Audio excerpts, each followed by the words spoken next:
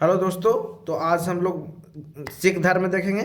हम लोग जैन धर्म और बौद्ध धर्म देख चुके हैं, अध्ययन कर लिए हैं जैन धर्म और बौद्ध धर्म को। तो अब हम लोग सिख धर्म को अध्ययन करते हैं, जो एग्ज़ाम्स में बहुत ही ज़्यादा इम्पोर्टेंट है। एग्ज़ाम्स के लिए एग्ज़ाम्स में सिख धर्म से क्वेश्चन आता ही है, तो हम लोग सिख धर्म को अध्ययन करते हैं। अगर आप लोग को वीडियो अच्छा लग रहा होगा तो आप वीडियो को लाइक कर दें और चैनल को सब्सक्राइब कर दें।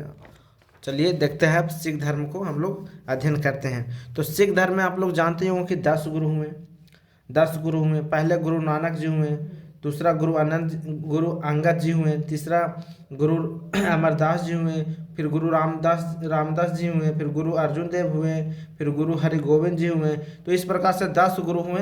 तो आज हम लोग गुरु नानक जी के बारे में देखेंगे और गुरु अंगद जी के बारे में देखेंगे और गुरु अमरदास जी के बारे में देखेंगे, जो एग्ज़ाम्स में बहुत ही ज़्यादा क्वेश्चन आते रहता है और बहुत ज़्यादा इंपॉर्टेंट है एग्ज़ाम्स के लेके, ठीक ना। तो सिख धर्म का देखते हैं, सिख धर्म की स्थापना किसने कौन किए थे। तो गुरु नानक जी किए थे। सिख धर्म का स्थापना गुरु नानक जी किए थे। एग्जाम्स में आता है क्वेश्चन कि सिख धर्म का स्थापना कौन किए थे, तो गुरु नानक जी किए थे, ठीक ना। तो गुरु नानक जी का जन्म कितना ईस्वी में हुआ था, तो 1469 ईस्वी में हुआ था, जो पाकिस्तान के ननकाना तलवंडी में हुआ था। तो ननकाना गुरु नानक जी का जन्म स्थान है। एग्ज़ाम्स में आता है ननकाना गुरु नानक जी का जन्म स्थान है, तो एग्ज़ाम्स में आता है, आप इसे याद रखिए। गुरु नानक के पिता का नाम क्या था, तो मेहता कालूराम नाम था। गुरु नानक जी के पिता का नाम क्या था, तो मेहता कालूराम नाम था। माता का नाम क्या था गुरु नानक जी का, तो तृप्ति देवी नाम था। तृप्ति देवी नाम था, ठीक ना। गुरु नानक जी के पत्नी का नाम क्या था, तो सुलक्षणी थी। सुलक्षणी नाम था, जो खत्री जाति से बिलोंग करती थी, ठीक ना। गुरु नानक के ज्ञान की प्राप्ति कब हुई थी, तो 1496 ईस्वी में कार्तिक पूर्णिमा का दिन हुआ था गुरु नानक के ज्ञान की प्राप्ति। तो एग्ज़ाम्स में ये सब आता है, तो आप इन सब क्वेश्चन को हल्के में नहीं लीजिए। शॉर्ट नोट सब बना के हम लोग पूरे कंटेंट को अच्छे से अध्ययन कर रहे हैं। हम लोग बौद्ध धर्म कंप्लीट कर लिए, जैन धर्म कंप्लीट कर लिए, सिख धर्म भी कंप्लीट कर लेंगे। उसके बाद एक नया टॉपिक स्टार्ट करेंगे हम लोग। तो गुरु नानक के संगत और पंगत व्यवस्था की शुरुआत की। गुरु नानक ने संगत और पंगत व्यवस्था की शुरुआत की। गुरु नानक जी संगत और पंगत व्यवस्था की शुरुआत की। जैसे आप सिख धर्म में देखते होंगे कि लंगर वगैरह चलता है, संगत वगैरह चलता है। तो संगत का अर्थ होता है निःशुल्क धर्मशाला के, मतलब रहने बैठने का, मतलब निःशुल्क व्यवस्था रहता है, ठीक। वहाँ बैठने उठने का कोई खर्चा नहीं लगता है। तो संगत का अर्थ होता है निःशुल्क धर्मशाला, मतलब रह सकता है फ्री में। पंगत का अर्थ होता है लंगर, अर्थात निःशुल्क भोजनालय होता है, ठीक ना। जो फ्री में हम लोग देखते हैं सिख धर्म में खाना पीना फ्री मिलता है, तो उन चीज़ को हम लोग बोलते हैं क्या, लंगर, अर्थात पंगत ही बोल सकते हैं। पंगत मतलब कि बैठ कर खाना। आप दोनों तो निःशुल्क ही होता है, तो आप लंगर या पंगत को बोल सकते हैं निःशुल्क भोजनालय, ठीक ना। पंगत और लंगर का मतलब समझ सकते हैं, निःशुल्क भोजनालय। तो अब गुरु नानक का निधन कब हुआ, 1539 ईस्वी में हुआ। 1539 ईस्वी में हुआ। कहाँ हुआ, करतारपुर में हुआ। करतारपुर में हुआ। एग्जाम्स में ये सब क्वेश्चन आता है कि गुरु नानक जी का निधन कहाँ हुआ, करतारपुर में हुआ, 1539 ईस्वी में हुआ। गुरु नानक का उत्तराधिकारी उनके प्रिय शिष्य गुरु अंगद बना, जो सिख धर्म के दूसरे गुरु हैं। तो सिख धर्म के दूसरे गुरु कौन हुए, गुरु अंगद। पहला गुरु गुरु नानक, जो स्थापना किए सिख धर्म को। एग्जाम्स में आता है कि गुरु अंगद की कौन क्रम के गुरु थे, या ऐसे एग्जाम्स में आ जाता है, ठीक। तो आप याद रखिए, पहले गुरु नानक, फिर गुरु अंगद, फिर गुरु अमरदास। तो आप अब गुरु अंगद के बारे में हम लोग जानते हैं। तो गुरु अंगद का उत्तराधिकारी उनके प्रिय शिष्य, गुरु नानक का उत्तराधिकारी उनका प्रिय शिष्य गुरु अंगद बने, जो सिख धर्म के दूसरे गुरु हुए, ठीक। सिख धर्म के दूसरे गुरु कौन हुए, गुरु अंगद हुए।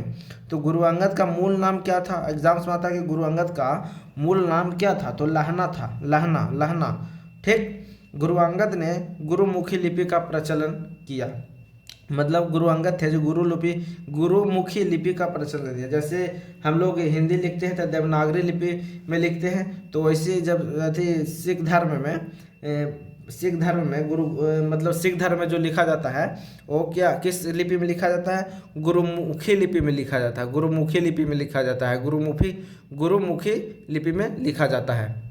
गुरुमुखी लिपि में लिखा जाता है। जैसे कि आप ऐसे भी समझ सकते हैं मतलब ऐसे लिपि जिसका उपयोग मुख्य रूप से पंजाबी भाषा लिखने के लिए किया जाता है। पंजाबी भाषा लिखने के लिए गुरुमुखी लिपि का उपयोग किया जाता है, आप ऐसे भी समझ सकते हैं, ठीक। और गुरु अमरदास जी, अब गुरु अमरदास जी, गुरु अंगद ने गुरुमुखी लिपि का प्रचलन किया। और अमरदास गुरु अंगद का उत्तराधिकारी तथा सिख धर्म के तीसरे गुरु बने। गुरु अमरदास गुरु अंगद का उत्तराधिकारी, मतलब गुरु अंगद का उत्तराधिकारी कौन बने? गुरु अमरदास, जो तीसरे गुरु हुए अमरदास, तथा सिख धर्म के तीसरे गुरु बने, ठीक। गुरु अमरदास ने हिंदुओं से अलग एक विवाह पद्धति, लवन पद्धति का प्रचलन किया, ठीक। अलग अलग मतलब कि विवाह पद्धति लाए। कौन? गुरु अमरदास जी। गुरु अमरदास जी सिख धर्म में लवन पद्धति लाए, जिसको आप बोल सकते हैं सिख विवाह समारोह, मतलब विवाह करने का तरीका, मतलब कि वो लाए। कौन? गुरु अमरदास जी। जैसे बोल सकते हैं कि जिसमें दूल्हा दुल्हन गुरु ग्रंथ साहिब के चारों ओर 4 पवित्र फेरे लेते हैं। हम लोग में देखते हैं एक 7 फेरे लिया जाता है, उन लोगों में 4 फेरे लिया जाता है, तो वो पद्धति लाए। कौन? गुरु अमरदास जी, लवन पद्धति जिसको कहा जाता है, ठीक। गुरु अमरदास सिख धर्म के प्रचार प्रसार को लेकर भारत के अलग अलग शहरों में 22 गद्दी की स्थापना की तथा प्रत्येक गद्दी पर एक महंत की नियुक्ति की। मतलब आप ऐसे समझ सकते हैं कि गुरु अमरदास जी 22 गद्दी अलग अलग शहरों में स्थापना की और अलग अलग महंतों को मतलब वहाँ बैठाएं। किस लिए? ताकि सिख धर्म का प्रचार प्रसार हो सके। 22 महंतों को, प्रचारकों को आप बोल सकते हैं कि नियुक्त किए, और ताकि दूर दूर तक सिख धर्म के शिक्षाओं को फैला सके। तो 22 गद्दी की नियुक्ति यदि स्थापना किसने की? तो गुरु अमरदास जी ने, और वहाँ महंत लोग को नियुक्ति किए सिख धर्म को प्रचार प्रसार करने के लिए। आप समझ रहे हैं ना? तो आप अगर अच्छा लग रहा हो तो वीडियो को ज़रा लाइक करिए और चैनल को सब्सक्राइब करिए। और आप लोग को कोई किसी टॉपिक पे अगर वीडियो चाहिए तो कमेंट हमें करिए और बताइए कि इस चीज़ पे वीडियो चाहिए, तो हम लाने का पूरा प्रयास करेंगे, ठीक। अब हम लोग आगे देखते हैं कि गुरु अमरदास के समकालीन मुगल बादशाह अकबर था। इस सब एग्जाम्स में बहुत क्वेश्चन आता है, इसीलिए हम लोग कंप्लीट कर रहे हैं शॉर्ट नोट्स बना के। पहले हम लोग बौद्ध धर्म कंप्लीट किए, फिर जैन धर्म कंप्लीट किए, फिर सिख धर्म कंप्लीट कर लेंगे। आज पहला सेशन है सिख धर्म का, फिर कल हम लोग एक सेशन कर लेंगे, कल उसके सिख धर्म खत्म हो जाएगा, फिर अगला नया टॉपिक हम लोग स्टार्ट करेंगे। तो गुरु अमरदास के समकालीन मुगल कौन थे? बादशाह अकबर थे, बादशाह अकबर था, ठीक। गुरु अमरदास के समकालीन मुगल बादशाह कौन थे? तो अकबर था।